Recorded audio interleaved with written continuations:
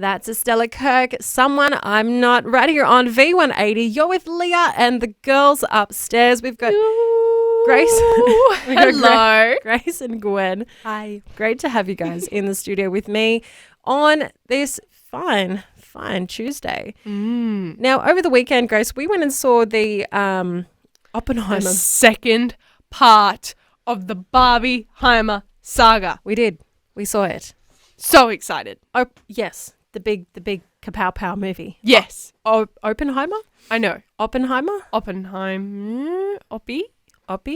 Yeah. Look, yes. It was anyway. It was something else. Oh, It man. was. So Christopher Nolan's latest film, Oppenheimer, is available to see in cinemas right now. Lots of questions about it, especially for Christians. Yeah. But the film itself, a quick rundown. Do you want to give a summary? How would you summarize it? Oh, look, man. I think. Hang on, I've lost my seat. Hang on. So that's okay. I can edit it. So obviously it was the story around like World War II and the creation of the atom bomb. Yes. It was but it wasn't necessarily primarily about the bomb. No. It was more about Oppenheimer's life, which Yeah. I wasn't expecting. I was expecting more time dedicated to the bomb. I mean, yes, like you do get to see the big kablooey. Kaboom. Obviously, it was the test kaboom Yes. that they recreated. Yes. Quite amazingly. Yeah. But yeah, like the whole movie, it wasn't what I expected. And in saying that, I went in with like no expectations. Right. So I was pleasantly surprised. And I think the movie itself for me it was more the experience of it. You know, like we saw it in like the IMAX Yeah. theater IMAX and it like with the surround sound, and it Right. really was just it was an experience. Yeah. Yeah. Indeed. Mwah. Yeah. Thematically, Nolan lately has been dealing a lot with time, and he kind of, I don't know, I would say this is one of the weak points of the film. He's jumping back and forth. Yeah. By the end, I got it, but it took me like 3 hours to like trying to draw all the timelines together. And it worked at the end. It was just confusing for the 2 hours and 45-minute lead up toward the end. Because he was jumping like, I think like 6 different timelines or something like that. There was a lot going on, and I did enjoy, well, what did make it a little bit easier with the distinction between the different timelines was having the black and white sections. Some in black and white. And then some in colour, and it sort of made it easier to sort of follow it along a little bit. A little bit, yeah. Just a little bit. Just a little bit. I was still struggling. Yeah, but all in all, it was pretty intense. Very some like really amazingly shot scenes. Very artistic. Obviously, there were exactly 2 that were a little bit questionable. Yes, but you know, even for what they were, like there's wait. Yeah, let's get back to this.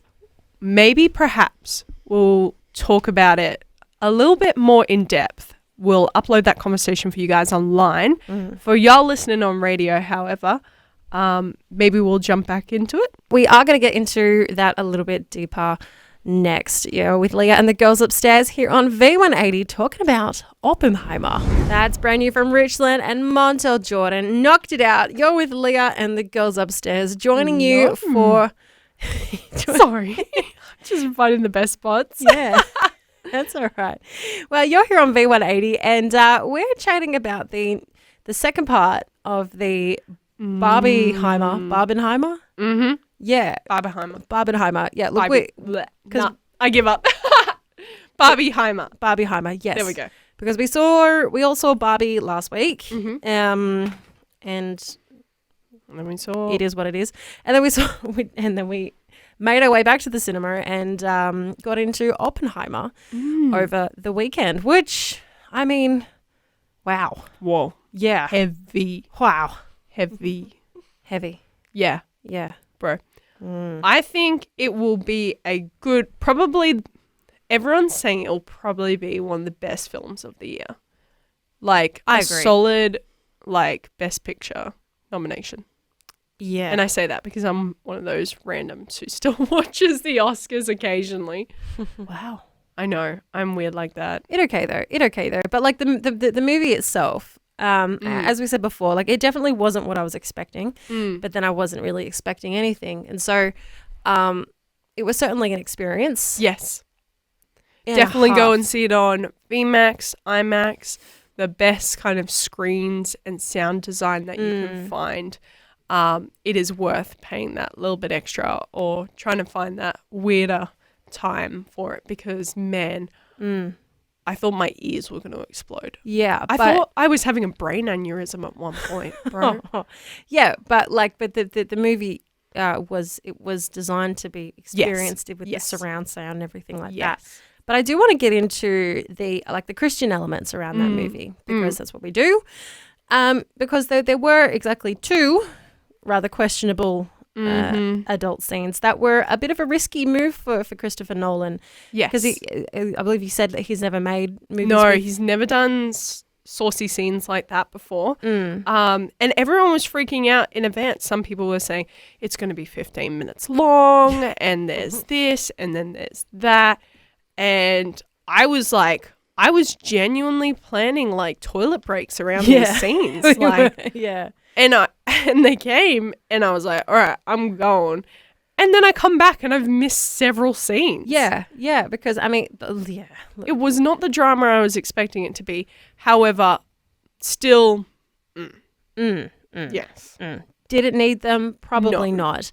Although, they were shot in a very artistic way that you can, I'm not advocating for them, I will put that out there, but you can see how it would have added to the emotional depth of the movie itself and that part of the storyline. Yeah. Did you need to see everything? Probably not. Definitely not. No. But look, they're there. Look away. Yeah. Close your eyes. Man. Have a quick bathroom break if that's what you're going to do. Yeah. Don't stress. I had several Christian friends who were like, I'm not seeing this film because of that. Wow.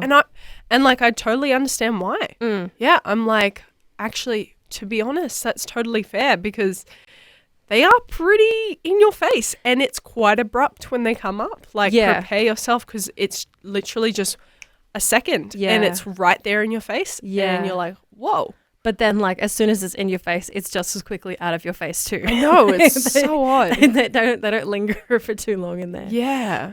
But yeah, I mean, other than those couple of scenes, it really was quite interesting watching Oppenheimer's whole experience and all of the different emotional pathways that he went down, with the creation of the atom bomb. As we know, it caused total utter devastation to Hiroshima. Yeah. Yeah. And just well, and it does a very good job of it raises the conundrum. Yes. Is Oppenheimer responsible for all the death and destruction? And there's kind of this thing where it's like the president's like, no, it wasn't you that dropped it. It was me. Exactly. And yeah, it's that question, if I participate in a project that I know will hurt many, many, many people. Yeah. But at the same time, I'm trying to save the lives of my own countrymen. That moral quandary. Yeah. Which I found quite interesting and which kind of took up the last half of the film a lot. Yeah. But just seeing that him wrestling with that for a good portion of the movie, especially when you see him spending years in this little camp with the hundreds of scientists and physicists and everything, all pouring their heart and souls into creating something that had never been done before. Yeah. And then to go, oh my goodness, what have we done? What have we done? And now it's in the hands of, it's not in our hands. This isn't just some amazing scientific craziness. Yeah. It's now in the hands of people who may not have the best intentions. Yeah. Humans are fallible. That's a dangerous thing. Absolutely. Humans are fallible. They make mistakes. There's famous stories of nuclear crises being averted because of human like initially started because of human error and only like that didn't go through because someone was like, hold up, let's just take a minute to like think about this through. Yeah. And so great power has been given to the human race through this. And it's like, it just does a very good job at least of like giving some weight to that. Yeah. I think, and I think just in general, the fact that that Nolan chose to make this movie and tell Oppenheimer's story. Yeah. It was very interesting to see it. I'm a history buff. I love movies like that. Yeah. Because, you know, everyone has a story to tell. Yeah. And there was a lot in there that I didn't know about him, about history. Yeah. Yeah. I mean, all in all, I would rate it. I would probably watch it again. Yeah, I would watch it again. I would encourage Christians really to sit and think about it. Just be super aware. Try and educate yourself as much about when certain scenes are going to be on, and try to avoid them as much as possible. If you feel like, hey, maybe in your conscience, hey, maybe I shouldn't be seeing this, that's totally all right as well. Exactly. Yeah. And maybe, hey, if you have seen it, let us know. Let us know. We want to hear your thoughts. And your reviews as well on the Oppenheimer movie, or even yet the whole Barbenheimer saga that's been going on. Like, what are your thoughts on this whole situation? Let us know. Hit us up on our socials, and of course, if you do want to hear the whole of this review, catch us on our V180 YouTube page. Vision 180. Live different. Different.